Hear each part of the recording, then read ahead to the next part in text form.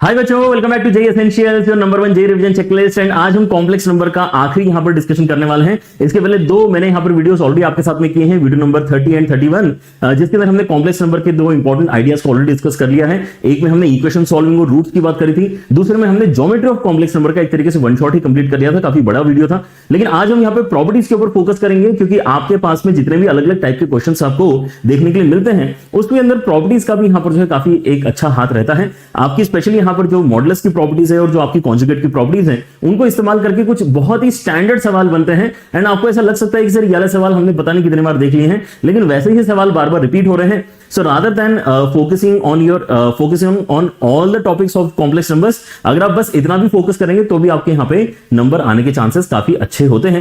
So don't leave out complex number all together, जो मैंने आपके साथ में यहाँ पे टोटल 3 वीडियोस किए हैं, इसके पहले के 2 और इंक्लूडिंग दिस वन। इतना अगर करके जाओगे तो आपका कॉम्प्लेक्स नंबर के अंदर जो +4 है वो यहाँ पे होने के चांसेस बहुत ज्यादा बढ़ जाते हैं। These are the essential videos जो आपने देख के जाना है। तो अगर आपने इसके पहले के भी वीडियोस मिस किए हैं, then go and scroll through the playlist. आपको यहाँ पे काफी इंटरेस्टिंग लर्निंग्स मिलेंगी एंड उससे आपका जेई का स्कोर डेफिनेटली इंक्रीज होगा। हर बार की तरह हम यहाँ पे क्वेश्चंस तो डिस्कस करेंगे ही करेंगे, लेकिन आपको फर्दर प्रैक्टिस के लिए मैं further questions JEE one application के ऊपर देने वाला हूं। ठीक है, तो हमारे यहाँ पर जो दो ये एलिमेंट्स हैं, एक है हमारे पास में कॉन्जुगेट, एक है हमारे पास में मॉडुलस। इनकी कुछ जो प्रॉपर्टीज हैं हमारे दिमाग में डेफिनेटली होना चाहिए। जैसे कि कॉन्जुगेट की कुछ सिंपल प्रॉपर्टीज अगर मैं यहाँ पर देखता हूं, एंड लिटरली बहुत सिंपल प्रॉपर्टीज हैं, तो यहाँ पर ये चारों प्रॉपर्टीज अगर आप ध्यान से देखेंगे तो इसके अंदर क्या है कि भाई आपका जो कॉन्जुगेट का यहाँ पर साइन है, ये जो बार है, ये कॉन्जुगेट को रिप्रेजेंट करता है, तो ये स्प्लिट हो जाता है ना। आप यहाँ पे अगर प्लस साइन के ऊपर स्प्लिट करना चाहते हो तो भी हो जाता है, माइनस साइन पे भी स्प्लिट हो जाता है, मल्टीप्लीकेशन पे, डिवीजन पे, सब जगह यहाँ पर बेसिकली आपका ये जो कॉन्जुगेट का साइन है स्प्लिट किया जा सकता है। तो ठीक है, हम यहाँ पे क्वेश्चंस में अप्लाई करते समय इसको एक बार नोटिस करेंगे कि अच्छा हमने यहाँ पे स्प्लिट कर लिया है। ऑलराइट, दूसरा आप यहाँ पे देख सकते हैं और भी कुछ बेसिक प्रॉपर्टीज हैं आपकी, कि अगर आपके कॉम्प्लेक्स नंबर्स बराबर है तो उनके कॉन्जुगेट भी बराबर होंगे। अगर आप कॉम्प्लेक्स नंबर के कॉन्जुगेट को एक बार फिर से कॉन्जुगेट करते हो तो वापस आपके इसमें वही इनिशियल कॉम्प्लेक्स नंबर आ जाता है। अगर आप z प्लस z बार करोगे, z माइनस z बार करोगे, तो आपके इसमें यहाँ पे स्पेशल वैल्यूज बनती हैं। And then these are pretty important ideas जो आपके सवाल में एक्चुअली इस्तेमाल हो रहे हैं। सो इनको सारे बच्चे ध्यान से एक बार देख लें। मैं इसको मार्क भी कर लेता हूं, हाईलाइट भी कर लो आप लोग। ये जो आपके दोनों आइडियाज हैं, property number 5 and property number 6, कि अगर आपको कोई क्वेश्चन में दे रहा है कि आपका जो कॉम्प्लेक्स नंबर है वो प्योरली इमेजिनरी है, तो इसका मतलब क्या है, हम कर क्या सकते हैं। अगर प्योरली इमेजिनरी कहता है तो आप यहाँ पे z plus z bar equal to 0 कर सकते हो। अगर वो क्वेश्चन में कहता है कि आपका जो कॉम्प्लेक्स नंबर है वो प्योरली रियल है, तो आप यहाँ पे z is equal to z bar वाली इक्वेशन अप्लाई कर सकते हो to get your answer. And z bar आप यहाँ पे जानते होंगे, z बार का वैल्यू आपका x square plus y square के बराबर आता है। वही यहाँ पे लिखने की कोशिश की गई है, x square plus y square यहाँ पर लिखा हुआ है। ठीक है ना। सो प्रॉपर्टीज बहुत बेसिक है ना। These two properties are important. Along with that ये तो हम यूज कर ही लेते हैं सवाल को सॉल्व करते करते, हमें पता भी नहीं चलता। सो काफी बेसिक सा यहाँ पर जो है कॉन्जुगेट का प्रॉपर्टीज का डिस्कशन है। अगर आपने ये देखी नहीं है, पहले याद नहीं करी है, थोड़ा सा यहाँ पर इसको गो थ्रू करने की कोशिश करना। वैसे तो मुझे लगता है कि आपको यहाँ पे रिकॉल हो ही गई होंगी सारी प्रॉपर्टीज। एंड वैसे ही मॉडुलस के अंदर भी काफी बेसिक सी प्रॉपर्टीज हैं। नीचे अगर आप यहाँ पे देखते हैं तो आपका यहाँ पे जो आइडिया है, it is again very simple, कि आप मॉडुलस को कब स्प्लिट कर सकते हो। तो यहां पर थोड़ी रिस्ट्रिक्शन है, आप यहां पे मॉडुलस को केवल मल्टीप्लिकेशन एंड डिवीजन के केस में ही स्प्लिट कर सकते हो। अगेन इसको क्वेश्चन में अप्लाई करते समय हम यहां पे नोटिस करेंगे कि देखो हमने यहां पे ये काम किया है, लेकिन एडिशन सब्ट्रैक्शन के केस में आप यहां पे मॉडुलस को स्प्लिट नहीं कर सकते हैं। ये अलग से आपको पता होना चाहिए, राइट। अच्छा, तो वहां पे क्या करते हैं, अगर हमें यहाँ पे एडिशन सब्ट्रैक्शन में मॉडुलस को ही दे देता है तो उसकी वैल्यू कैलकुलेट करने के लिए हम करते क्या है, then we use this 5 star property.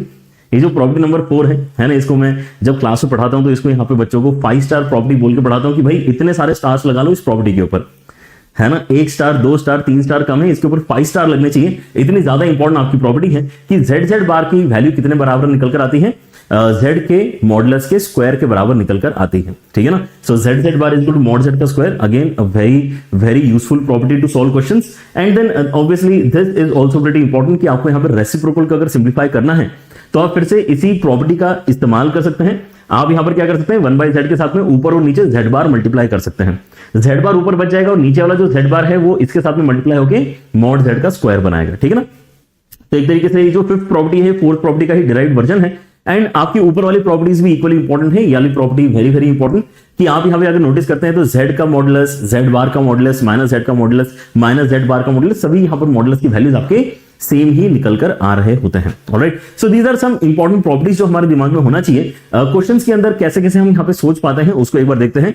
And अच्छी बात क्या है बेटा, यहाँ पे अगर आप ये वीडियो अच्छे तरीके से देख लोगे, आपको यहाँ पर ये क्वेश्चंस का पैटर्न अगर समझ में आ जाएगा, देन इन्हीं घिसे पीटे पैटर्न के ऊपर सवाल बहुत बार पूछे जा रहे हैं, ठीक है ना। हमें इससे कोई मतलब नहीं कि भाई वो घिसा पीटा पैटर्न है कि हमारे यहाँ पे कुछ बहुत यूनिक पूछ लिया जेईई मेन ने, राइट। हमारा तो मकसद ये है कि भाई हमें अपने +4 चाहिए, ठीक है ना। तो अगर कोई चीजें बार बार रिपीट हो रही है तो वो तो हमें करते डेफिनेटली आना ही चाहिए, पूरी तरह से छोड़ के मेरे ख्याल से आपका कोई भी टॉपिक आपने नहीं जाना चाहिए, ठीक है ना। So complex number is one of those topic जिसके अंदर बच्चे बार बार आके पूछते हैं कि सर कॉम्प्लेक्स नंबर समझ में नहीं आ रहा, मैं इसको छोड़ दूं क्या, ठीक है ना। नहीं यार, इस तरह के सवाल कम से कम आपने यहाँ पे कर जरूर लेने चाहिए, ठीक है ना। सवाल क्या है, ये आपका रिसेंट सवाल है, the sum of all possible values of theta minus partial 2 तक for this expression is purely imaginary.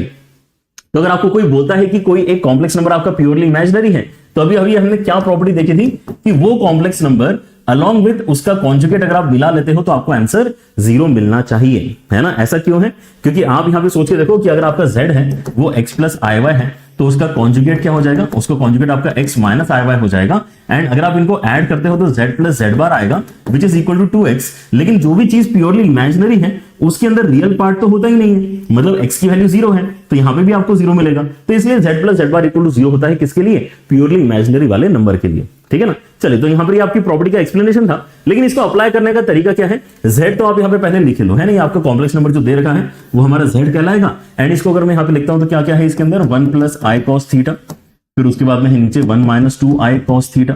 And इसके साथ में ऐड क्या करना है, मुझे अब इस चीज का कॉन्जुगेट ऐड करना है। तो इस चीज का कॉन्जुगेट अगर मैं लिखना चाहता हूं तो आइडियली तो हमने ऐसे लिखना चाहिए कि 1 प्लस आई कॉस थीटा अपॉन 1 माइनस 2 आई कॉस थीटा, कोई एक कॉम्प्लेक्स नंबर है उसका कॉन्जुगेट हमने कर दिया। लेकिन अब यहां पे जैसे कि मैंने आपको बोला कि हम नोटिस करेंगे कि we are going to apply the property जहां पर हम अपने कॉन्जुगेट को हर जगह स्प्लिट कर सकते हैं।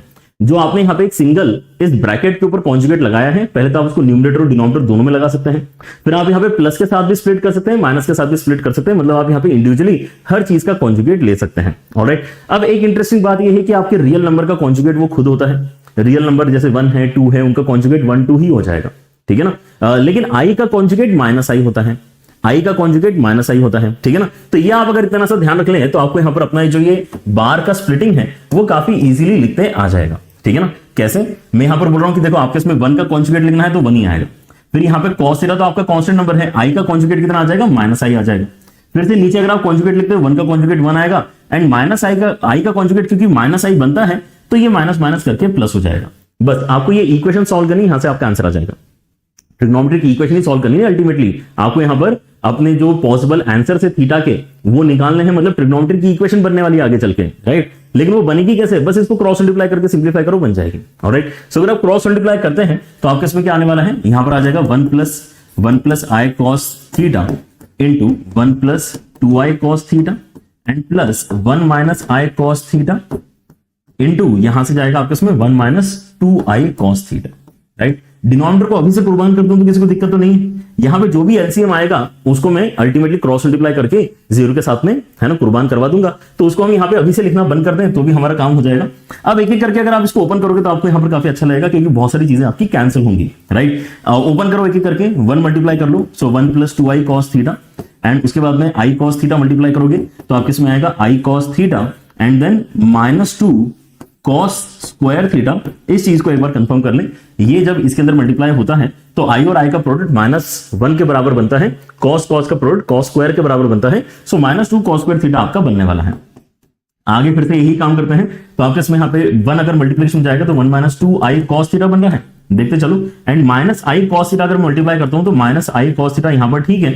यहां पे माइनस माइनस ऑलरेडी प्लस हो चुका है, लेकिन आई स्क्वायर का एक माइनस और फर्दर क्रिएट होने वाला है, तो -2 कॉस स्क्वायर थीटा आपको मिलेगा, इक्वल टू में 0 मिलेगा, राइट। ये क्या था हमारे पास में, थीटा था, ऑलराइट, ठीक है। तो आपके पास में यहाँ पे कैंसिलेशंस कौन से हो रहे हैं, जो सबसे अपने गंदे वाले टर्म्स थे जिसके अंदर आई दिखाई दे रहा था वही कैंसिल हो जाएंगे। देखो ध्यान से, आपके यहाँ पर 2i cos थीटा कैंसिल हो गया और वैसे ही i cos थीटा भी आपका कैंसिल हो गया है। सो हमारे पास में बचा क्या है, 1 + 1 मतलब यहाँ पर 2 हो गया है आपका, एंड उसके साथ में -2 और 2 मिलके आपका 4 हो गया, तो -4 cos square theta equal to 0 आ रहा है, मतलब cos square theta equal to half आ रहा है, ठीक है ना। मतलब ये basically cos square theta is equal to cos square pi by 4 है ना। ये क्या है, 1/√2 का स्क्वायर है, 1/√2 मतलब cos पाई बाय 4। तो ये छोटी सी आपकी जो ट्रिग्नोमेट्री की इक्वेशन है, क्या आप इसको सॉल्व कर सकते हैं।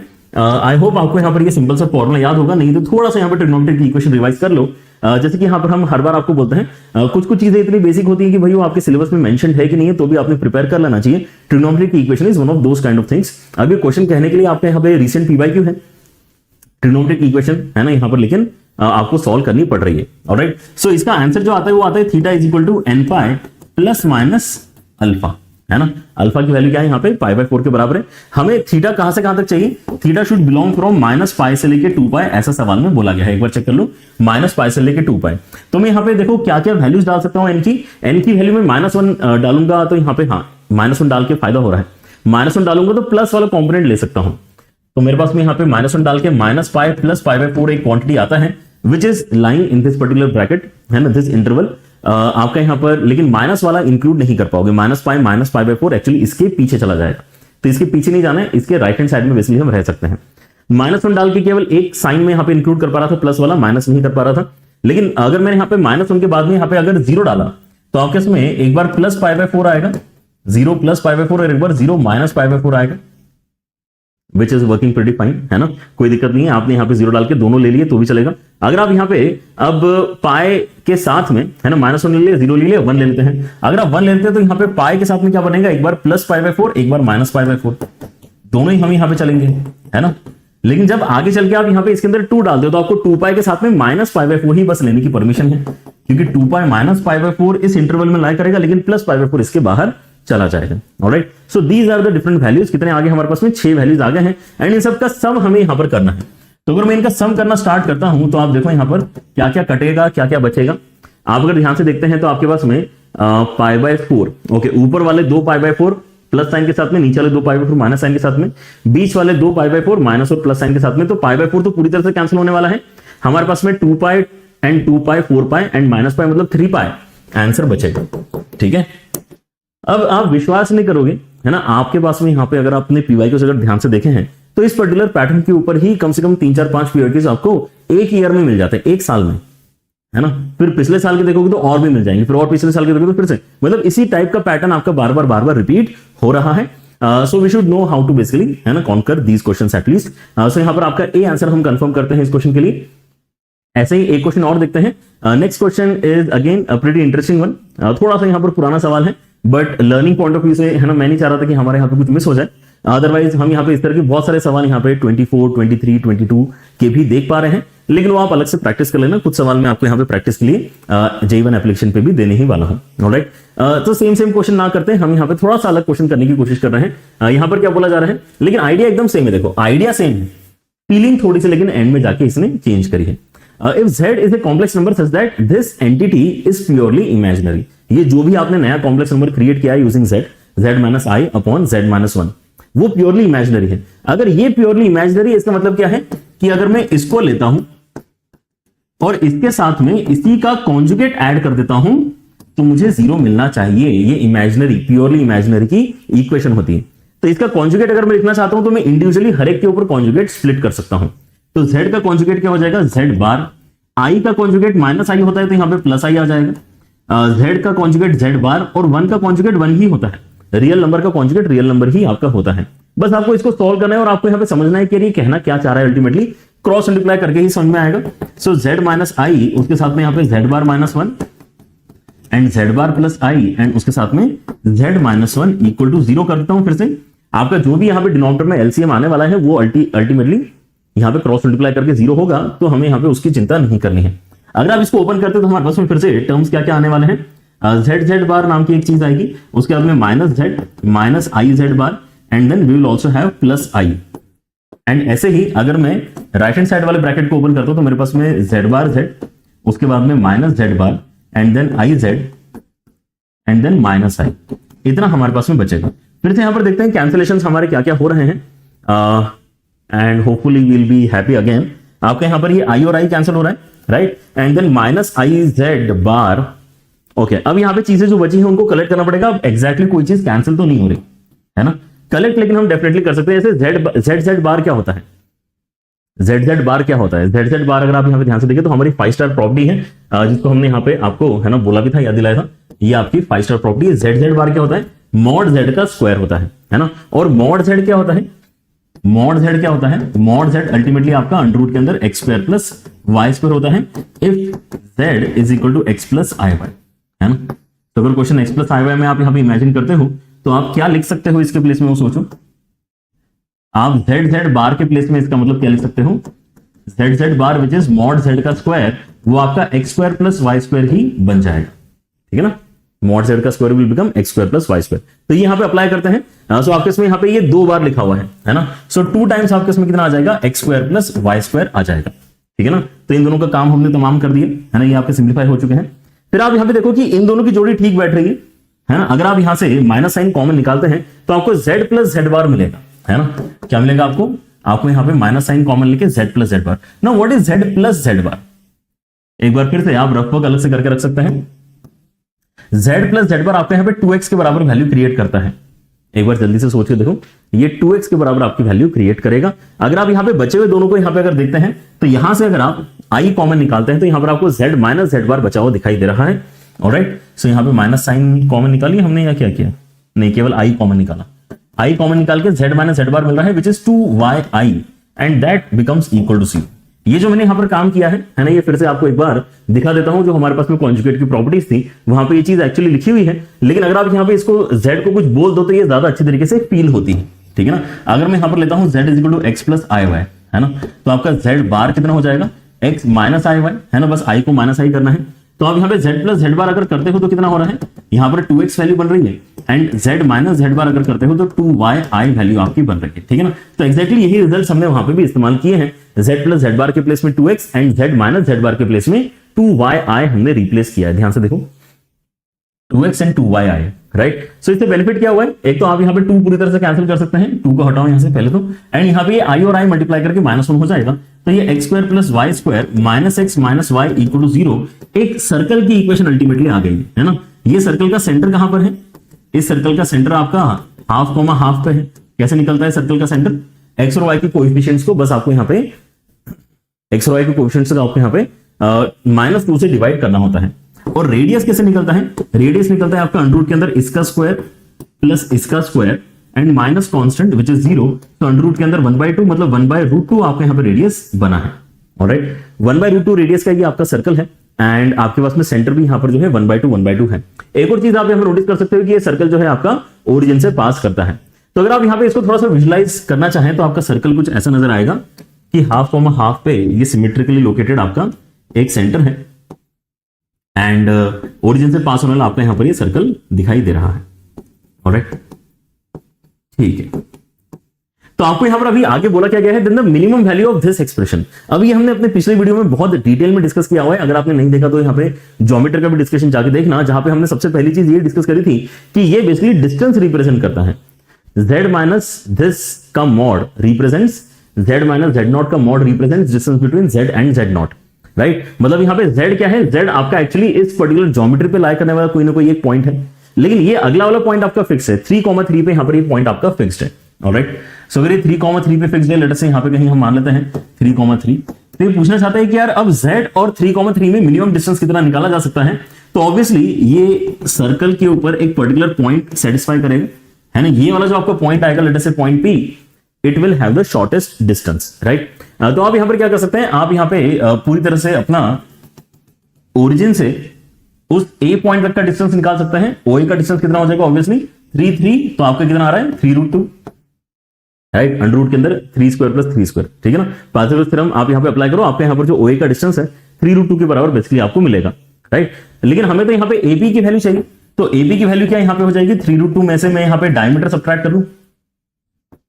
डायमीटर अगर आप सब्ट्रैक्ट कर लोगे तो आपके यहां पर आंसर आ जाना चाहिए। डायमीटर क्या होगा, इसका डबल करोगे तो कितना बनेगा √2, तो आपके यहां पर आंसर क्या आ जाएगा 3√2 माइनस √2 विच इज 2√2, राइट। तो यहां पर इसने आगे जो है सवाल थोड़ा सा यहां पर जो है ज्योमेट्री में कन्वर्ट करवा लिया था। So this was a better question जो हमें यहां पे देखने के लिए मिला है पिछले कुछ सालों में। Alright, but the starting idea remains the same कि आपको यहां पर अगर कोई बोलता है कि प्योरली इमेजिनरी वाला यहां पर फंडा है या प्योरली रियल वाला फंडा है, then we can create the equations using z and z bar. Alright, चलिए, तो ऐसे सवाल आपको अभी और भी मैं देने वाला हूं प्रैक्टिस के लिए, उनको भी यहां पे ट्राई करना। And now let's move on to the second property which is very important, which is our 5 star property. Alright, आपको जैसे कि मैंने यहां पर बोला था कि हम कभी भी अगर यहां पे मॉडुलस को स्प्लिट करना चाहते हैं तो हम मल्टीप्लीकेशन और डिवीजन में तो स्प्लिट कर सकते हैं, लेकिन एडिशन सब्ट्रैक्शन में हम मॉडुलस को स्प्लिट नहीं कर पाते हैं, राइट। मतलब क्या है इसका कि हम ये तो कर सकते हैं कि Z1 इंटू Z2 का मॉड अगर कोई मुझे देता है तो Z1 का मॉड अलग कर लिया, Z2 का मॉड अलग कर लिया। लेकिन अगर कोई मुझे Z1 प्लस Z2 का मॉड देता है और इसको अगर मैं ऐसा कर दूं तो ये बहुत ही बड़ी गलती होगी, ऐसा नहीं होता है, ऐसा नहीं होता है। ऑलराइट, अच्छा तो आपके पास में अब यहां पर जो क्वेश्चन है उसके अंदर लेकिन अब यहां पे मॉड आ रहा है ना, आपने मॉड लगाया है इक्वल टू 2 बोला है, लेकिन अब मॉड जिस चीज पे लगाया उसको सिंप्लीफाई कैसे करेंगे।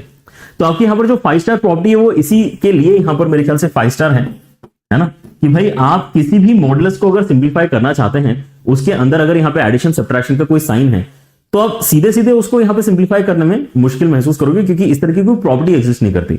मल्टीप्लिकेशन में कोई इशू नहीं है, लेकिन एडिशन सब्ट्रैक्शन आते से इशू आ जाता है।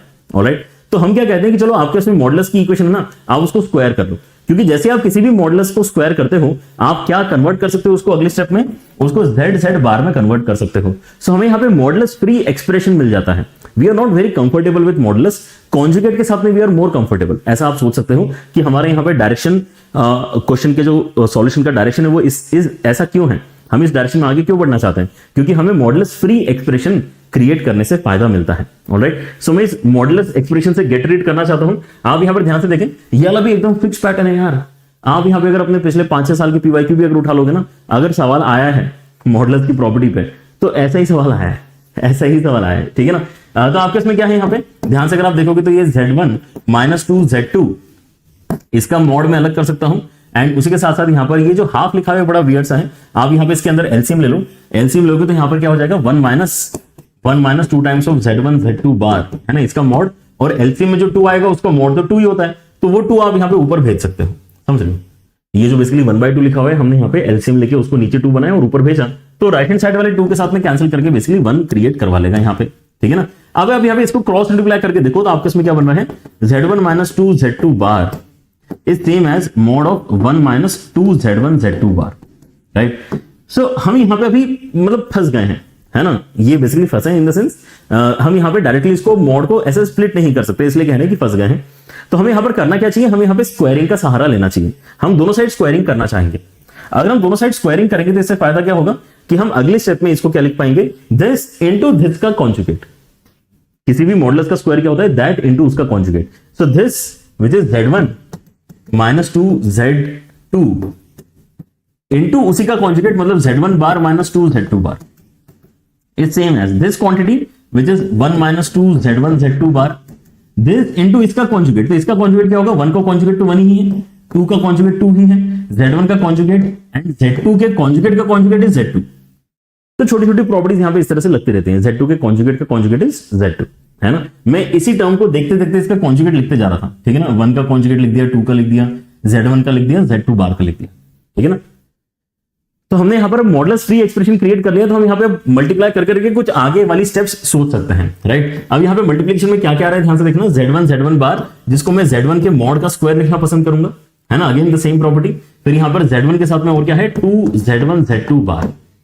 अगर आप नीचे मल्टीप्लाई करते हैं तो आपके इसमें यहां पर क्या आ जाएगा माइनस 2 Z1 बार Z2, है ना, Z1 bar Z2 and plus 4 times of Z2 के मॉड का स्क्वायर, है ना, Z2 के मॉडुलस का स्क्वायर।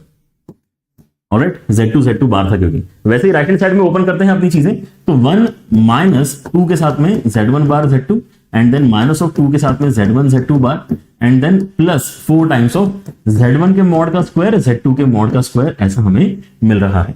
अब कैंसिलेशन में देख लो एक बार, यहां पर हमें फायदा हो रहा है क्या, माइनस 2 Z1 Z2 बार minus 2 Z1 bar Z2 minus 2 Z1 Z2 बार। ओके, तो ये दोनों कैंसिल हो रहे हैं और वैसे ये दोनों भी आपके कैंसिल हो जाएंगे, ठीक है ना। तो हमारे पास में टोटल 4 टर्म्स बची हैं, 2 इस तरफ और 2 इस तरफ।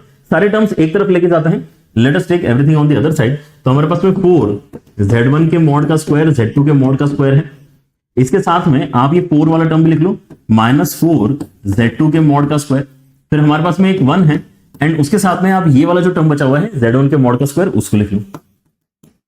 ऑलराइट, सो अगर आप यहां पे कुछ कॉमन चीजें निकालते तो क्या है, 4 के साथ में आपका Z2 के मॉड का स्क्वायर कॉमन आ रहा है, तो आपके उसमें अंदर क्या बचेगा Z1 के मॉड का square -1 and right hand side में अगर आप -1 कॉमन निकालते तो फिर से Z1 के मॉड का स्क्वायर -1 मतलब हमने सक्सेसफुली फैक्टराइजेशन कंप्लीट कर लिया है। तो z1 के मॉड का स्क्वायर -1 इंटू 4z2 के मॉड का स्क्वायर -1 इज इक्वल टू 0। तो हमारे पास में यहाँ पे दो कंक्लूजन्स निकल कर आए हैं z1 z2 के लिए।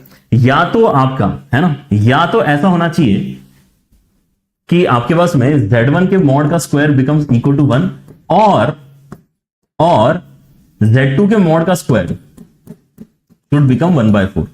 इसका मतलब z1 का मॉड शुड बिकम 1 और z2 का मॉड शुड बिकम हाफ। अब यहां पे मॉडुलस रिप्रेजेंट क्या करता है? मॉडुलस रिप्रेजेंट करता है basically distance from origin, alright. या फिर आप यहां पे इसको सर्कल के पॉइंट ऑफ व्यू से भी सोच सकते हैं कि भाई आपके पास में इसका मतलब एक सर्कल हुआ करता था, z का mod equal to 1, mod z equal to 1, mod z equal to 1 एक सर्कल है जिसका रेडियस 1 के बराबर है और उसका सेंटर आपका ओरिजिन पे है। वैसे एक और सर्कल हुआ करता था, z का mod is equal to half, मतलब उसका सेंटर ओरिजिन पे है लेकिन रेडियस इस बार केवल हाफ के बराबर है, राइट। तो z1 इस सर्कल पे लाई कर रहा है एंड z2 इस सर्कल पे लाई कर रहा है, ऐसा हम कह सकते हैं, क्योंकि यहां पे हमने z1 z2 सब्स्टिट्यूट की, ऐसी फीलिंग आ रही कि भाई इस इक्वेशन में z1 डाला जा सकता है तभी ऐसी इक्वेशन बनेगी, इस इक्वेशन में z2 डाला जा सकता है तभी ऐसी इक्वेशन बनेगी, राइट। सो यही हमारे कंक्लूजन से बेसिकली जो इसने यहां पर अच्छा फ्रेमिंग है इस क्वेश्चन का, क्योंकि यहां पर देखते से यहां पर थोड़ा बड़ा बड़ा पढ़ने में लगता है। सो यहां पे डी ऑप्शन एक बार देख लो, either z1 lies on the circle with radius 1, है ना, ईदर दिस इज ट्रू और this is true. z1 lies on the circle with radius 1 और z2 lies on circle with radius half. ये D option आपका correct ultimately हम बोल सकते हैं। सो आपका यहां पर ये जो 5 स्टार प्रॉपर्टी है, इसको सारे बच्चे यहां पे ध्यान जरूर रखना, ठीक है ना। इसका इस्तेमाल करके आप काफी बढ़िया बढ़िया क्वेश्चंस को सॉल्व कर पाते हो। लेकिन बढ़िया तो है, लेकिन आपके यहां पर काफी रिपीट होने वाले क्वेश्चंस है, तो एक टाइम के बाद में ये काफी यूज टू है ना आपके हो जाने चाहिए, ऑलराइट। चलिए, and then there is this idea as well, again a good question है ना, a question inspired from JEE advance already यहां पर जो है अल्फा 1/अल्फा बार टाइप के क्वेश्चंस ऑलरेडी पूछ चुका है। उन्होंने है ना यहाँ पे फिर इंस्पायर किया कि जेईई मेन भी ऐसा कुछ करें। So we have this question now. ये क्या बोल रहे हैं कि भाई अल्फा एक कॉम्प्लेक्स नंबर है जो इस इक्वेशन को सेटिस्फाई करता है एंड 1/अल्फा बार एक कॉम्प्लेक्स नंबर है जो इस इक्वेशन को सेटिस्फाई करता है, ऑलराइट। तो हमारा काम क्या है? हमारा काम है अब यहाँ पे कि हम इसको सिंप्लीफाई करें, है ना, झटपट से और बताएं कि क्या आंसर आएगा। सो आपका यहाँ पे the idea is to first maybe what we can do is कि यार ये मॉडुलस फ्री एक्सप्रेशन तो क्रिएट करना हम चाहेंगे, है ना, जैसे कि हमने पिछली बार भी किया था। तो इस बार अच्छी बात क्या है कि मॉडुलस का स्क्वायर ऑलरेडी देके रखा है, राइट। तो आपकी 5 स्टार प्रॉपर्टी लगने के लिए एकदम पहले ही स्टेप में रेडी है। आप क्या बोल सकते हो कि ये जो मॉडुलस का स्क्वायर है ये कुछ नहीं है, ये बेसिकली उस कॉम्प्लेक्स नंबर को बेसिकली आपने उसी के कॉन्जुगेट के साथ में इसका मतलब मल्टीप्लाई करवा दिया है और ये वैल्यू आपको 4 के बराबर मिली है, राइट। और ऐसे ही आपने यहाँ पे सेकंड वाले में क्या किया है? सेकंड वाले में भी आपकी लेफ्ट हैंड साइड में तो सेम ही चीज बनी है, z माइनस z नॉट को आपने z bar minus z not bar के साथ में मल्टीप्लाई किया, लेकिन राइट हैंड साइड में आपने इस बार 16 बस कर लिया है, राइट। अगर आप यहाँ पे अब इसको ओपन करते हैं तो आपके इसमें क्या आएगा, है ना, प्रॉपर्टी अप्लाई हो चुकी है, now it is just about simplification. यहाँ पे फिर से आपके इसमें z बार आएगा जिसको आप यहाँ पे मॉड z का स्क्वायर लिख सकते हैं, ठीक है ना, या फिर आप इसको z बार रहने दे तो भी चलेगा, क्योंकि इस क्वेश्चन में अभी हमें z की वैल्यू सब्स्टिट्यूट भी करनी है which is alpha, alright. So z बार है हमारे पास में, उसके अपनी minus of z not bar के साथ में आपका यहाँ पे z आ रहा है ना, and what else we have, हमारे पास में माइनस ऑफ z नॉट के साथ में z बार आ रहा है and then plus z naught के मॉड का स्क्वायर भी आ रहा है and this is equal to, है ना, एक बार ध्यान से देख लो, दिस इज इक्वल टू 4। एक एक करके हमने बस यहाँ पे टर्म्स मल्टीप्लाई किया, this into that, then this into that and then this into that and then this into that, ठीक है, ऑलराइट। एंड वैसे यहां पर भी इसको अगर मैं ओपन करता हूं left hand side exactly same बनेगा, बस राइट हैंड साइड में 16 आने वाला है z बार, उसके बाद में यहां पे आपके पास में आ जाएगा minus of z not bar z and then minus of z naught z bar and then plus z naught के मॉड का स्क्वायर इज इक्वल टू 16, ठीक है। अब अच्छी बात क्या है कि भाई इसके अंदर अल्फा सेटिस्फाई करता है और इसके अंदर 1/अल्फा बार सेटिस्फाई करता है, ठीक है ना। तो हम यहाँ पे अपने सब्स्टिट्यूशन सब करेंगे। आप यहाँ पर कहना चाहते हैं कि भाई z की जगह अल्फा डाला जा सकता है, ओके, तो हम डाल देते हैं z की जगह अल्फा, ऑलराइट। तो अगर मैं ये काम करता हूं तो यहां पर क्या हो जाएगा, alpha alpha bar minus z not bar into alpha minus z not alpha bar and plus z naught के मॉड का स्क्वायर, z नॉट का मॉड कितना है √2, उसका स्क्वायर करेंगे तो 2 आएगा, तो 2 इज इक्वल टू 4 हमें यहां पर मिला है। अगेन यहां पे अब मैं अगर देखता हूं तो इस बार हमारे पास में जो z का सब्स्टिट्यूशन जाना चाहिए वो क्या है, 1/अल्फा बार है। उसने बोला है कि इस पर्टिकुलर इक्वेशन में 1/अल्फा बार सेटिस्फाई करता है, तो आप यहाँ पे 1 बाय अल्फा बार ही डालोगे और क्या डालोगे, ठीक है ना। तो यहाँ पे अगर डालोगे तो ये 1 बाय अल्फा बार एंड बार का बार हो जाएगा तो यहाँ पर ये अल्फा हो जाएगा फिर से, है ना, 1 बाय अल्फा हो जाएगा, माइनस Z0 बार के साथ में Z एंड माइनस Z0 के साथ में Z बार, और यहाँ पे मैग्नीट्यूड का स्क्वायर फिर से 2 ही आएगा एंड इक्वल टू आपको 16 मिल रहा है। Alright, so what we can do at this point is, अच्छा यहाँ पर भी हमने एक्चुअली ये काम करना चाहिए क्योंकि हम Z सब्स्टिट्यूट कर रहे हैं, तो यहाँ पर भी थ्रू आउट सब्स्टिट्यूट कर ही देते ना। ऑलराइट, सो यहाँ पे जब मैंने Z उठाया तो मेरे पास में डिनोमिनेटर में अल्फा बार आना चाहिए, जब मैंने Z बार उठाया तो डिनोमिनेटर में अल्फा आना चाहिए, समझे क्या। Z और Z बार की वैल्यू हमें डालनी नहीं इसके अंदर, Z की वैल्यू 1 बाय अल्फा बार है तो Z की वैल्यू 1 बाय अल्फा है ना। बस देख लो कहां पे Z लिखा है वहां पे 1 बाय अल्फा दिख रहा है क्या, जहां पे Z है वहां पे 1 बाय अल्फा दिख रहा है, जहां पे Z बार है वहां पे 1 बाय अल्फा बार दिख रहा है, बस खत्म कहानी, ठीक है ना। तो ये हमारे पास में बेसिकली टर्म्स रेडी हो गए हैं। हाँ जी, जहां पे Z है वहां पे 1 बाय अल्फा बार है, जहां पे Z बार है वहां पे 1 बाय अल्फा। तो हम यहाँ पे इस इक्वेशन को थोड़ा सिंप्लीफाई करना चाहेंगे क्या इस इक्वेशन के अंदर ऐसा मन कर रहा है कि हमने क्या करना चाहिए, इसको हमने अल्फा अल्फा बार से मल्टीप्लाई कर लेना चाहिए। अल्फा अल्फा बार से अगर आप मल्टीप्लाई करोगे तो आपको इसमें कितना आ जाएगा, 1 आ जाएगा यहाँ पे, माइनस यहाँ पर कितना आ जाएगा, Z0 बार के साथ में अल्फा आ जाएगा, है ना, क्योंकि डिनोमिनेटर में चीज है तो थोड़ा सा न्यूमरेटर में लाने के लिए हम क्या कर रहे हैं, अल्फा अल्फा बार से पूरी इक्वेशन को मल्टीप्लाई कर रहे हैं। तो यहाँ पे तो 1 आ गया, यहाँ पर अल्फा बार कैंसिल करके अल्फा बचा, यहाँ पर अल्फा कैंसिल करके अल्फा बार आ जाएगा, यहाँ पर आपके इसमें 2 के साथ में अल्फा अल्फा बार एंड यहाँ पे 16 के साथ में अल्फा अल्फा बार आ जाएगा। तो इसको राइट हैंड साइड में भेज के हम 14 अल्फा अल्फा बार अगली स्टेप में कर लेंगे। लेकिन अब यहाँ पे हमें अल्टीमेटली निकालना क्या है, हम यहाँ पे अल्फा के मैग्नीट्यूड का स्क्वायर निकाल के उसके अंदर 100 मल्टीप्लाई करना है, राइट। तो क्या मैं इन दोनों इक्वेशंस को समहाउ यूटिलाइज कर पा रहा हूं क्या उस आंसर को निकालने में। यहां पर ध्यान से देखो कि ये जो आपके इसमें डेटा है और ये जो आपके इसमें डेटा है जिसके अंदर Z0 और अल्फा थोड़े से, है ना, मिक्स एंड मैच हो रहे हैं, क्या ये एक्जैक्टली सेम है, minus of Z0 bar alpha minus of Z0 alpha bar minus of Z0 bar alpha minus of Z0 alpha bar, ये एक्जैक्टली सेम है। तो हम क्या करते हैं, इनकी वैल्यूज को बेसिकली यहाँ पे इक्वेट कर लेते हैं, है ना। यहां से अगर मैं देखता हूं तो ये जो वैल्यू है ये 2 माइनस और इसको मैं क्या लिख सकता हूं, इसको मैं बेसिकली अल्फा के मैग्नीट्यूड का स्क्वायर लिख सकता हूं। तो यहां से पहली वाली इक्वेशन से जो ये गंदी सी वैल्यू है ये किसके बराबर है, ये 2 माइनस मॉड अल्फा के स्क्वायर के बराबर है। और ये जो सेकंड इक्वेशन है यहां से ये जो गंदी सी वैल्यू है किसके बराबर है, ये आपकी बेसिकली 14 टाइम्स ऑफ अल्फा के मैग्नीट्यूड का स्क्वायर -1 के बराबर है, ठीक है ना। सो बस यहां पर आपका जो सॉल्यूशन है अगली स्टेप में आएगा क्लियर हो ही जाएगा। आप यहां पे इसको इधर उधर करें तो आपका 3 इज इक्वल टू कितना हो रहा है, 15 अल्फा बार के स्क्वायर आप यहां पे इसको बोल सकते हैं। दोनों साइड से अगर आप यहां पे 3 कैंसिल करवाते हैं तो आपको इसमें 1 is equal to 5 times of alpha के मैग्नीट्यूड का स्क्वायर आता है। एंड आपको यहां पर 100 चाहिए तो आप इसके अंदर बेसिकली 20 मल्टीप्लाई कर लो। सो 20 इज इक्वल टू कितना आ जाएगा आपका 100 टाइम्स ऑफ अल्फा के मैग्नीट्यूड का स्क्वायर, यही आपको फाइंड करना था। सो 20 इस क्वेश्चन का इसका मतलब फाइनल आंसर आना चाहिए। प्रॉपर्टी आप यहां पे दिमाग में रखें, प्रॉपर्टी क्या है, मॉडुलस की इंपॉर्टेंट 5 स्टार प्रॉपर्टी क्या है कि Z बार जो है वो मैग्नीट्यूड का स्क्वायर होता है ना, Z के मैग्नीट्यूड का स्क्वायर होता है ना। बहुत बार हमने यहाँ पे एक ही प्रॉपर्टी बहुत बार इस्तेमाल करी, देखो, है ना। यहाँ पर हमने Z0 के लिए इस्तेमाल करी, यहाँ पर हमने अल्फा के लिए इस्तेमाल करी, पिछले क्वेश्चन में हमने यहाँ पे ऑलमोस्ट सब जगह इस्तेमाल करी थी, है ना। Z1 के लिए इस्तेमाल करी थी, Z2 के लिए इस्तेमाल करी थी। इनफैक्ट जो हमारा पहला स्टेप था उसके अंदर इस गंदे से एक्सप्रेशन के लिए भी हमने वही प्रॉपर्टी इस्तेमाल करी थी कि स्क्वायर कर लो।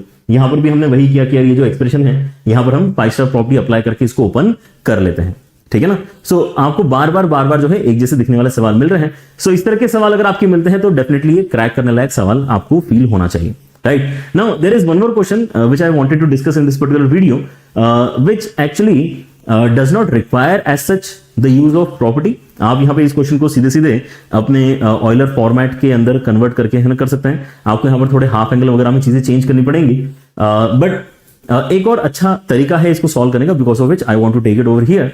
थोड़ा सा आपका भी यहाँ पर जो है प्रॉपर्टी अप्लाई करने का जो एप्लीकेशन वाला थॉट है वो डेवलप होगा। तो यहाँ पर बेसिकली आपका एक आइडिया है जो आप इस्तेमाल कर सकते हैं। आप भी बोल सकते हैं कि देखो ये जो ऊपर आपके पास में कॉम्प्लेक्स नंबर लिखा है और जो ये नीचे कॉम्प्लेक्स नंबर लिखा है इसमें कोई बहुत ज्यादा फर्क नहीं है। अगर मैं ऊपर वाले कॉम्प्लेक्स नंबर को Z बोलता हूं तो नीचे वाला फॉर श्योर Z बार है। Z बार के अंदर क्या होगा, क्योंकि जो साइन और कॉस है वो तो आपके रियल नंबर्स होते हैं, लेकिन i की जगह -i हो जाएगा, तो Z बार आपका क्या हो जाएगा, ये वाला वैल्यू आपका Z बार हो जाएगा। एंड इंटरेस्टिंगली आप अगर यहाँ पे इसका मैग्नीट्यूड की बात करते हैं, Z का मैग्नीट्यूड क्या होता है, अंडर के अंदर इसका स्क्वायर प्लस इसका स्क्वायर, मतलब sine square something plus cos square something, जो भी एंगल है ना, तो ये तो 1 के बराबर ही आएगा। तो इसका मैग्नीट्यूड कितना आ रहा है, इसका मैग्नीट्यूड बेसिकली 1 के बराबर आ रहा है। इसका मतलब अगर आप यहाँ पे Z बार मतलब मैग्नीट्यूड का स्क्वायर अगर करते हैं इसके अंदर तो भी 1 के बराबर ही आएगा। अगर मैग्नीट्यूड का वैल्यू 1 है तो मैग्नीट्यूड का स्क्वायर भी आपका 1 के बराबर ही आएगा। मतलब z बार के मैग्नीट्यूड का, z के मैग्नीट्यूड का स्क्वायर क्या होता है, z बार। फिर से वही 5 स्टार प्रॉपर्टी हमारी लगने वाली है, राइट। सो आप क्या बोल सकते हैं कि नीचे अगर आप इसको बोलते हो z बार, तो उसके प्लेस में आप एक्चुअली 1/z भी इस्तेमाल कर सकते हो।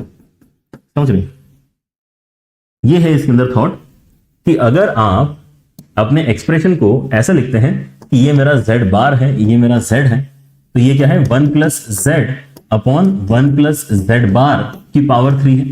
लेकिन ये जो z बार है, for this particular question the arrangement is so good कि आप इसको 1/z एक्चुअली बोल सकते हो। z बार को 1/z क्यों बोल सकते हैं वो मैंने यहां पे समझाने की कोशिश करेंगे। और यहां से अगर आप एलसीएम लोगे तो अच्छी बात क्या हो जाएगी, यहां पर भी z + 1 बनेगा जो ऊपर वाले से कैंसिल हो जाएगा। तो अल्टीमेटली आपके इसमें यहाँ पे सिंप्लीफिकेशन के बाद में z का क्यूब ही निकालने का टास्क बचा है, right. So if you use this property in such questions also, तो आपको एंगल के साथ में ज्यादा लड़ाई नहीं लड़नी पड़ेगी, आप काफी जल्दी यहां पर जो है सिंप्लीफिकेशन करवा पाएंगे। ऑलराइट, कितना हो गया यहाँ पर, ये 1/z के साथ में z क्यूब बना है। आई होप सारे बच्चों को यहाँ पर दिखाई दे रहा है। एलसीएम लेके z + 1 आएगा, ये z ऊपर जाएगा जिसका क्यूब बचा है, बाकी 1 + z ऊपर नीचे से कैंसिल हो जाएगा। अब मुझे किसी भी कॉम्प्लेक्स नंबर का अगर क्यूब करना है तो हमारे पास में एक काफी अच्छा डिस्कशन आता है जहां पे हमारी पावर एंगल के अंदर कूद रही होती है ना। And that is basically D Moivre's theorem, जो क्या कहता है कि cos थीटा प्लस आई साइन थीटा के पावर में अगर आप यहाँ पे कोई भी नेचुरल नंबर, कोई भी इंटीजर अगर डालते हैं, राइट, तो आप अगली स्टेप में उसको डायरेक्टली एंगल के साथ में मल्टीप्लाई करवा के लिख सकते हैं। So that's how easy it is to simplify powers in case of complex numbers, ठीक है ना। एंड स्पेशली इंटीजर पावर्स अगर आपके पास में है तो, अगर हमारे पास में फ्रैक्शनल पावर्स होती तो फिर वो nth root of unity, cube root of unity वाले डायरेक्शन में आपका सवाल चला जाता है। बट देन अगेन अगर इंटीग्रल पावर है तो हमें यहाँ पर जो है बहुत ही आसान फीलिंग आती है। लेकिन अब यहाँ पे ध्यान देना है हमें कि यार ये अरेंजमेंट क्रिएट करना पहले जरूरी है, क्योंकि हमारे पास में जो भी यहाँ पर बना है उसके अंदर अगर आप देखते हैं तो z हमने क्या लिखा है, sine of 2π/9 and plus i cos 2π/9, ये हो गया है। इसके पावर में हमें 3 निकालना है, यही हमारा आंसर है। लेकिन मैं यहाँ पे 3 को डायरेक्टली नीचे नहीं उतार सकता, इस बात को ख्याल रखें सारे बच्चे, क्योंकि हमारा arrangement basically cos plus i sin वाला होना चाहिए। अब यहाँ पे sin प्लस i cos है, तो हम यहाँ पे बेसिकली i की मदद से काम काफी इजीली कर सकते हैं कि यार i मल्टीप्लाई डिवाइड कर लेते हैं, है ना। अगर आप यहाँ पे i मल्टीप्लाई करते हो तो माइनस i को तो ऐसे करो, माइनस i से मल्टीप्लाई डिवाइड कर लो। अगर मैं माइनस i मल्टीप्लाई करता हूं तो ये माइनस i sin 2π/9 एंड उसके साथ में यहाँ पे माइनस i मल्टीप्लाई करूंगा तो +1 बनेगा, समझो। और नीचे आपके यहाँ पर क्या है, माइनस i है, जिसका हमें क्यूब कैलकुलेट करना है। ओके, सो ये हमारे पास में अभी यहाँ पर आइडिया है। एंड देन अब आप यहाँ पर मुझे बताओ कि हम यहाँ पर एक तो पहली बात है यहाँ पे इसको -i³ अलग कर लेते हैं, है ना, इसकी टेंशन बाद में लेंगे। मेरे पास में यहाँ पर जो बना है that is cos of 2π/9 minus i sin 2π/9, ये सही है। इसकी पावर में 3 आ रहे हैं, डिनोमिनेटर को सेपरेट कर लिया, न्यूमरेटर को सेपरेट कर लिया। अब यहाँ पे मैं ये कॉन्सेप्ट इस्तेमाल कर सकता हूं, क्योंकि ये cos something minus i sin something है, जो प्लस के साथ में होता है वही माइनस के साथ भी अलाउड है। डी मोइवर्स थ्योरम में आप प्लस माइनस दोनों के लिए सेम आइडिया इस्तेमाल कर पाते हैं। तो आप यहाँ पे 3 एक्चुअली नीचे भेज दोगे और 3 नीचे भेज के आपको मजा ही आ जाएगा, क्योंकि आपके काफी अच्छे वाले एंगल्स यहाँ पे बन जाएंगे। अच्छा, एक चीज और हम यहाँ पे जानते हैं क्या, कि i की पावर 4 जो है वो 1 के बराबर होता है। बहुत ही सिंपल, ये तो मतलब अगर ये नहीं बताओ तो कॉम्प्लेक्स नंबर का ये वाला वीडियो आपको बिल्कुल समझ में नहीं आया होगा। ठीक है ना, i की पावर 4 जो है वो आपका 1 के बराबर होता है, क्योंकि ये तो मतलब पहली जो बात होती है कॉम्प्लेक्स नंबर में वो यही होती है। तो यहाँ पे मैं इस बात का फायदा उठा के क्या कर सकता हूँ, इसके अंदर i ऊपर नीचे मल्टीप्लाई करवा लेता हूँ, तो हमारे पास में क्या आ जाएगा यहाँ पे, ये बेसिकली आपका i की पावर 4 बन के 1 बनेगा, माइनस साइन बेसिकली इसका मतलब आपका बचने वाला है। सो यहाँ पर क्या हो रहा है, आपके इसमें माइनस i के साथ में cos of 2π/3 and minus i sin 2π/3 ऐसा आपको मिल रहा है। एंड यहां से अगली स्टेप में आपका आंसर ही आ जाएगा। ऑलराइट, कैसे आ जाएगा, आपकी वैल्यू क्या आपको याद है, अगर आप यहाँ पे देखते हैं तो cos की वैल्यू कितनी आती है 2π/3 पे, -1/2 के बराबर आती है। एंड देन यहाँ पे आपकी वैल्यू √3/2 के बराबर आ रही होती है। Alright, so that is the thought. आप यहाँ पे अगर i अंदर मल्टीप्लाई कर दोगे तो आपको यहाँ पर फाइनल आंसर मिलेगा, क्योंकि आपको यहाँ पे फाइनल आंसर के लिए थोड़ी यहाँ पर जो है एक्सप्रेशन क्रिएट करने पड़ेंगे जैसे उसने ऑप्शंस में दिए हैं। सो आपका यहाँ पे एक तो 2 बाहर जाएगा, क्योंकि आपको यहाँ पे सब जगह डिनोमिनेटर में 2 दिख रहा है। एंड देन माइनस साइन बाहर है या अंदर है वो भी आपको बेसिकली चेक करना पड़ेगा। So let us first keep minus sign outside only and let us multiply i inside. तो i अगर आपका अंदर जाएगा तो आपके पास में i अंदर जाके यहाँ पे क्या बनेगा, -i/2। i यहाँ पे अगर अंदर आएगा तो i स्क्वायर की वैल्यू क्योंकि -1 होती थी, आपका प्लस हो जाएगा, तो प्लस √3/2। 2 अगर आप यहाँ पे बाहर निकाल दो तो आपको यहाँ पे -1/2 के साथ में √3 - i मिल रहा है। If this arrangement is present तो हमें और सिंप्लीफाई करने की जरूरत नहीं है, -1/2 के साथ में √3 - i, मतलब सी आंसर आपके यहाँ पे करेक्ट है। ऑलराइट, अगेन जरूरत नहीं है, आप यहाँ पे इसको बेसिकली हाफ एंगल में चेंज करके कॉमन वगैरह निकाल के है ना अपना काम चला सकते हैं, लेकिन उसके लिए भी आपको यहाँ पे पहले साइन को कॉस में और कॉस को साइन में चेंज करना पड़ेगा। बट वो यहाँ पर बच्चे करते हैं π/2 - थीटा वाले आइडिया से, आप इसको पहले एंगल को ही चेंज कर लेते हो। You don't want to deal with the angle 2π/9 because 2π/9 के साथ में साइन लिखा है, तो आप इसको कॉस बनाने में इंटरेस्टेड रहते हो ताकि 1 + cos थीटा का आप फॉर्मुला आसानी से अप्लाई करके इसको हाफ एंगल में चेंज कर पाओ। और इसको भी आप साइन बनाने में इंटरेस्टेड रहते हो क्योंकि अगर ये अकेला साइन है तो हम यहाँ पे 2 sin θ/2 cos θ/2 कर सकते हैं। So that is another way of approaching this particular question, right. But this is pretty easy, है ना, जहां पे आप बेसिकली इसको जल्दी से ये बोलते हो कि अच्छा मुझे इस कॉम्प्लेक्स नंबर की क्यूब निकाल के भी वही सेम आंसर मिलने वाला है। बस एक कॉम्प्लिकेशन यहाँ पर जो हमने फेस किया वो क्या है कि भाई हमारे पास में जो रिक्वायरमेंट थी वो cos + i sin की थी, जबकि हमें मिल रहा था sin + i cos, तो यहाँ पर वो केवल i मल्टीप्लाई करके ही हमने रिजॉल्व कर दिया। ऑलराइट, सो प्रॉपर्टीज आपके यहाँ पर बड़ी लिमिटेड सी हैं, सवाल के पैटर्न भी यहाँ पर जो है इन्होंने बहुत ज्यादा एक्सपेरिमेंट्स नहीं किए हैं। दैट्स व्हाई आई थॉट कि आप सबको यहाँ पर पता होना चाहिए कि अगर आप यहाँ पे बहुत ज्यादा परेशान है इस चैप्टर से, है ना, एंड आप यहाँ पे डीकोड नहीं कर पा रहे आफ्टर एनालाइजिंग योर PYQs, तो हमारा एज टीचर्स काम डेफिनेटली बनता है कि हम वो एनालिसिस करें आपके साथ में, एंड आपको जितना जितना इंपॉर्टेंट है उतना यहाँ पर जो है इस तरह की वीडियोस के थ्रू आपको बता दें। तो मेरा यहाँ पर जो जे एसेंशियल्स में मेन टारगेट है that is essentially to get you marks. हमने यहाँ पर क्योंकि बहुत सारे बच्चों से जब बात करी थी तो उनका यही कहना था कि सर हमने पढ़ा तो बहुत कुछ है लेकिन हमारे मॉक टेस्ट में नंबर आ ही नहीं रहे हैं, हम यहाँ पे 40 नंबर 50 नंबर टच नहीं कर पा रहे हैं, which is basically the boundary mark for 99 percentile for sure, ठीक है ना। 40 नंबर 45 नंबर अगर आप लाते हैं तो आपके यहाँ पे 99 परसेंटाइल बन रहे हैं, मतलब आप इंडिया के टॉप 1% में हो। मतलब 99% बच्चे जो मैथ का पेपर देंगे वो बेसिकली 50% मार्क्स भी स्कोर नहीं कर पा रहे, मतलब वो बेसिकली 10 से 12 सवाल भी सॉल्व नहीं कर पाते हैं मैथ्स के पेपर में। तो उस रीजन से यहाँ पर जो है ये थॉट दिमाग में आया कि यार नंबर लाना तो एक्चुअली मुश्किल नहीं है, if you basically try to do only the essential topics also, तो भी आपके यहाँ पे नंबर तो देखो आ ही सकते हैं, ठीक है ना। प्रॉब्लम क्या होता है कि जब हम यहाँ पे पूरा चैप्टर पढ़ने की कोशिश करते हैं तो we actually tend to ignore the topics जिनके ऊपर एक्चुअली ज्यादा प्रैक्टिस होनी चाहिए, है ना। पता पड़ा कि आप यहाँ पे nth रूट ऑफ यूनिटी पे ही बहुत सारा समय स्पेंड कर रहे हो, लेकिन सवाल पिछले कुछ सालों में अगर आप देखोगे तो nth रूट पे ज्यादा नहीं आए हैं, इक्का दुक्का सवाल, मतलब अगर आप पिछले 3-4 साल के अगर क्वेश्चंस देखोगे तो कुछ 1 या 2 या 3 सवाल आपको यहाँ पर मिलेंगे, which is a very low count to basically put so much effort in one single subtopic, ठीक है ना। अगर आपने सब कुछ किया है तो बहुत ही बढ़िया बात है, तो आपके यहाँ पे ऑब्वियसली बहुत अच्छे नंबर आएंगे, ठीक है ना। लेकिन आपका अगर यहाँ पे कम प्रैक्टिस है, आपने यहाँ पे कम प्रिपरेशन करी, then these are the essential topics जिनको देखे बिना आपने यहाँ पे एग्जाम बिल्कुल भी नहीं देना चाहिए। And with that I guess let us end our today's discussion. आपको यहाँ पर और प्रैक्टिस के लिए क्वेश्चंस मिलने वाले हैं, है ना, सिमिलर क्वेश्चंस रहेंगे, इनको प्रैक्टिस कर लेना। एंड अगर आपने यहाँ पे अभी भी JMPP नहीं दिया, you will still find it helpful, क्योंकि आप आने वाले दिनों में अगर 4-5 JMPPs भी अगर दे देते हैं तो आपको यहाँ पे एक आइडिया लग जाएगा कि how good you are at attempting the paper. Syllabus तो बहुत ज्यादा आपका रेडी नहीं हो पाता है, इस तरह के यहाँ पर जो कंटेंट है इसके थ्रू आप अपने जो इंपॉर्टेंट टॉपिक्स है उनको डेफिनेटली टचअप कर सकते हो। सिलेबस बहुत ज्यादा कवर करने की अभी यहाँ पे कोशिश ना करेंगे तो आपके लिए बेहतर होगा। लेकिन हाँ, टेस्ट देने से होता क्या है कि हम यहाँ पे जो जितना आता है क्या उतना भी हम यहाँ पे कन्वर्ट कर पा रहे कि नहीं मार्क्स में, वो हमें यहाँ पे आइडिया लगता है। अगर हमारे यहाँ पे कुछ सिली मिस्टेक्स हो रही है या हम ऐसी चीजों की वजह से नंबर गंवा रहे हैं जो बेसिकली काफी जल्दी इंप्रूव किए जा सकते हैं, जैसे कि टेंशन कम लेना या फिर स्पीड में कैलकुलेशन करना या ज्यादा फोकस बनाए रखना, ये सारी चीजें केवल अगर आप सोचोगे हर बार पेपर के पहले तो भी आपकी इंप्रूव हो जाती है। तो ऐसी चीजों को एनालाइज करने के लिए आपके यहाँ पे लेकिन पहले एक अच्छा टेस्ट सीरीज आपके पास में होना चाहिए। And JMPP definitely is one of the best and most affordable online test series. कहीं पर भी आप जाके देख सकते हैं, इतनी बढ़िया टेस्ट सीरीज जिसमें आपको टीचर्स वीडियो सॉल्यूशन भी दे रहे हैं एंड वही टीचर्स जो आपको पढ़ाते हैं। ऐसा नहीं कि भाई यहाँ पे वीडियो सॉल्यूशन के लिए किसी को यहाँ पे फेसलेस टीचर को बिठा दिया है ना, आप जानते नहीं कि वो कौन है लेकिन हाँ आवाज आ रही है कि वो बता रहा है सॉल्यूशन क्या। ऐसा नहीं, आपके टीचर्स ही यहाँ पर जो आपको पढ़ा रहे हैं वही आपके सॉल्यूशंस यहाँ पे आपके लिए रिकॉर्ड करके देते हैं, ठीक है ना। So very very important that you are basically availing all the facilities at the right time and then see you guys in the next video. तब तक के लिए take care everyone, bye bye.